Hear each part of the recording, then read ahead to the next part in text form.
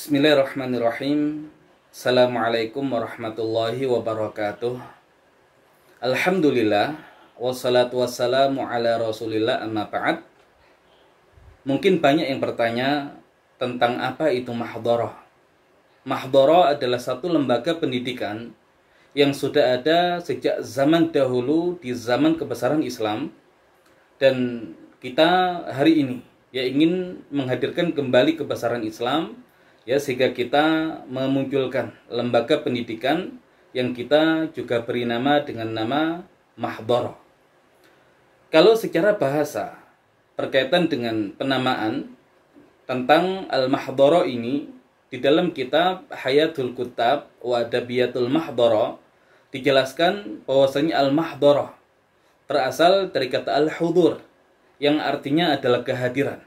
Dari kata hadara, yahduru, hudur. Kenapa demikian?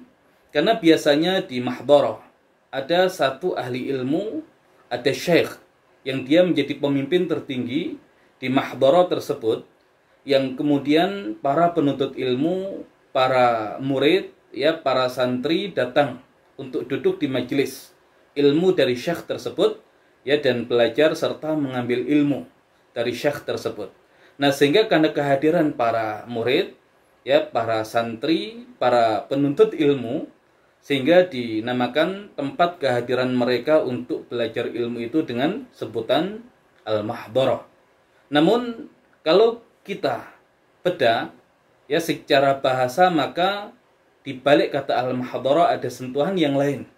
Di balik kata al-hudur yang artinya adalah kehadiran, yaitu kata al-hadarah, peradaban.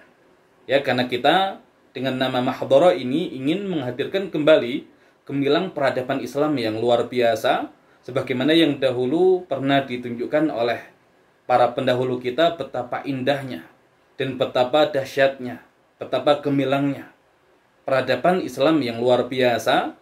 Nah, sehingga kita ingin menghadirkan itu kembali dengan lembaga pendidikan yang kita berikan nama al-mahdharah, yang juga punya sentuhan al-hadarah yang artinya adalah peradaban.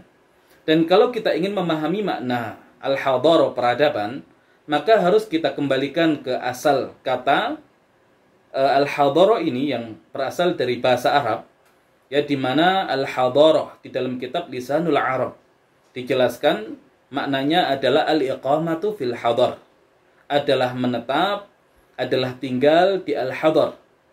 Wal hadiratu khilafu al-badiyah, dan al-hadirah itu lawan dari al-badiyah.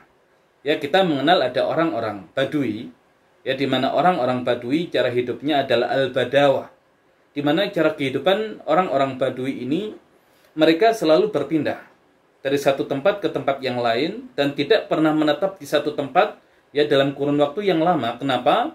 Karena memang mereka hidup dengan mengandalkan hewan-hewan ternak mereka, dan hewan-hewan ternak ini membutuhkan makanan berupa rumput ataupun tanaman-tanaman yang lain, sehingga mereka selalu berpindah dari satu tempat ke tempat yang lain mencari sumber-sumber makanan ternak mereka, yaitu rumput dan tanaman-tanaman yang ada, sehingga mereka tidak pernah berniat untuk tinggal dan menetap di satu tempat.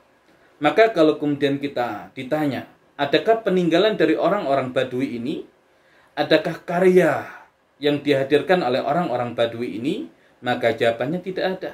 Kenapa? Karena mereka tidak pernah berniat untuk tinggal dan menetap di tempat tersebut. Maka mereka tidak membangun satu bangunan permanen, mereka tidak meninggalkan satu karya tertentu karena memang mereka berniat untuk meninggalkan tempat itu. Nah, maka lawan dari cara kehidupan yang demikian adalah al-hadarah, cara kehidupan yang berniat untuk menetap di satu tempat. Dan manusia kalau sudah berniat untuk menetap di satu tempat, maka dia akan curahkan segenap pikiran, tenaga, dan kemampuan dia untuk membangun satu karya, membangun satu peradaban yang bisa dihadirkan di tempat tersebut, untuk menunjang kehidupan mereka, karena mereka memang berniat untuk tinggal dan menetap di tempat itu. Nah, maka bangsa-bangsa yang menghadirkan peradaban adalah bangsa-bangsa yang memang tinggal di tempat tersebut dan mereka ingin menjadikan apa yang kemudian mereka bangun bisa mereka nikmati ya di dunia ini, sehingga peradaban selain Islam adalah peradaban duniawi, sehingga mereka jadikan apa yang mereka bangun motivasi akhirnya adalah dunia. Tapi berbeda dengan kaum muslimin, ya kita mengimani adanya hari akhir dan kita tidak lama hidup di dunia ini. Dan bahkan Nabi kita Nabi Muhammad SAW mengajarkan kepada kita bagaimana cara kita memandang dunia ini.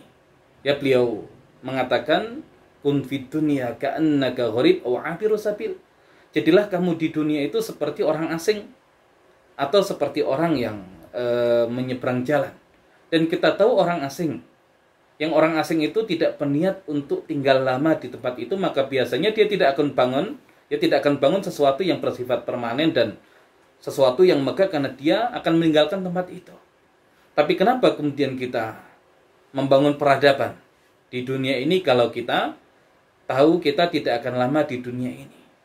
Ya, maka di sini ya kita perlu menjelaskan ya bagaimana dahulu ya Bunda Khadijah radhiyallahu anha yang begitu luar biasa mendukung, membela dakwah Nabi Muhammad SAW.